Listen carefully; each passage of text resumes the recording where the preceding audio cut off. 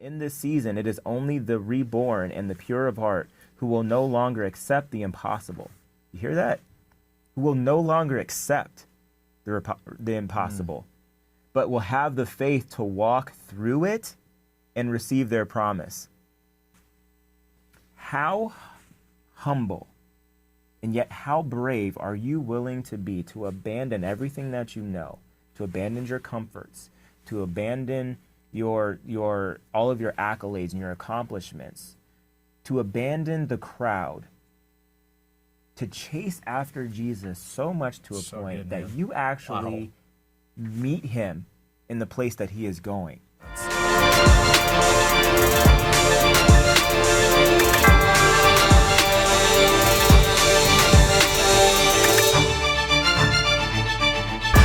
About that. And one of the things that I wanted to share, because you mentioned something about how liberals can't be beat. One of the reasons why we have been struggling so much with things in the natural is because that's it. We've been limiting it to the natural, a natural fight, which is what got the disciples, some of them, in trouble. Is you're talking about, well, I can't beat the liberals. Well, it's not the liberals as people, it's the spirit that's on them. Yes. If we take this into a spiritual battle, we know that God's never been defeated. So you have to use your spiritual authority over that spirit of liberalism, and that's where we win. It's not taking on people one-on-one or a group of people. That's not what we do.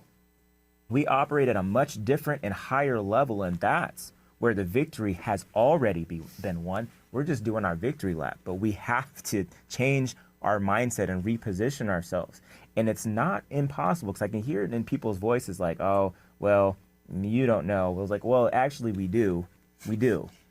And we're seeing a lot. You've got to see the movement that's happening.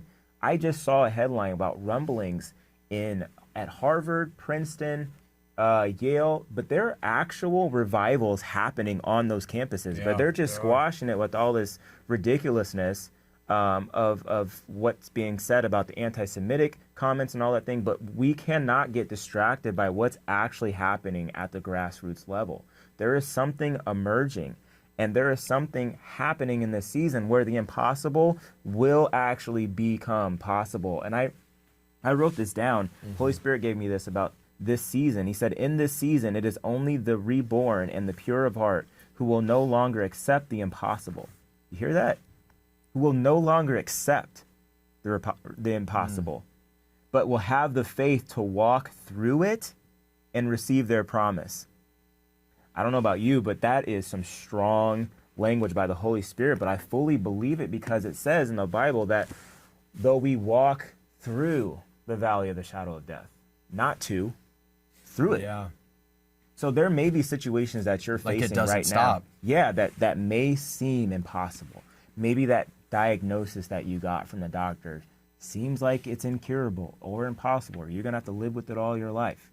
Maybe that job that you're in feels like a dead end and it's impossible that you're actually going to be able to do what you're going to do.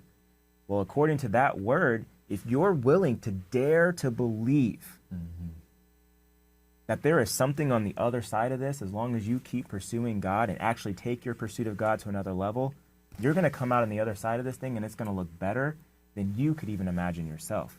And I want to bring up a Bible verse that I thought was interesting. Luke 19. We talked about this. Most people know this verse, but it's about Zacchaeus, the wee man who was a tax collector. So I want to read this because it's very interesting. And it says, verse 2. There was a man there named Zacchaeus.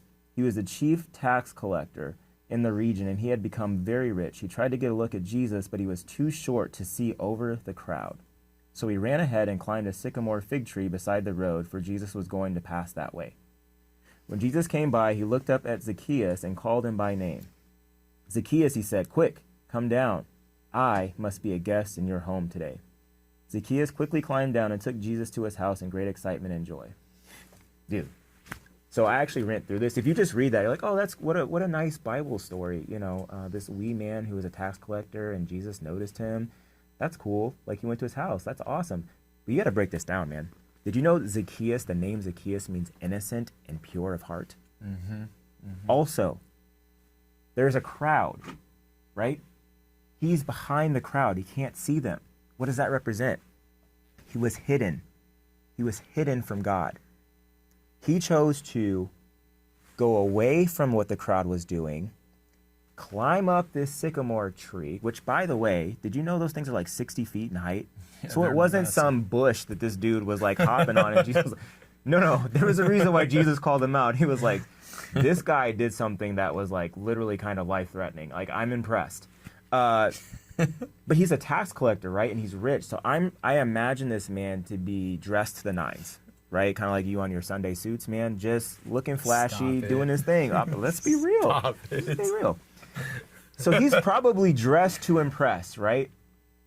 But he is so passionate in his heart. There's such a purity to see the face of Jesus that he doesn't even care that he's got his Prada on and his Gucci. Yeah. He just climbs up this tree that I'm sure took some work, right? To get up this tree. Mm-hmm. And it said he would climb the tree beside the road, for Jesus was going to pass that way. So he chose a tree strategically that was in the path that Jesus was going. And Jesus called him by name and then said, I'm coming with you to dwell with you. That to me is the message for this year. How humble and yet how brave are you willing to be to abandon everything that you know, to abandon your comforts, to abandon your all of your accolades and your accomplishments, to abandon the crowd, to chase after Jesus so much to a point that you actually meet him in the place that he is going. That's a really good word, man. Wow. How much are you willing to just get a glimpse of the face of Jesus?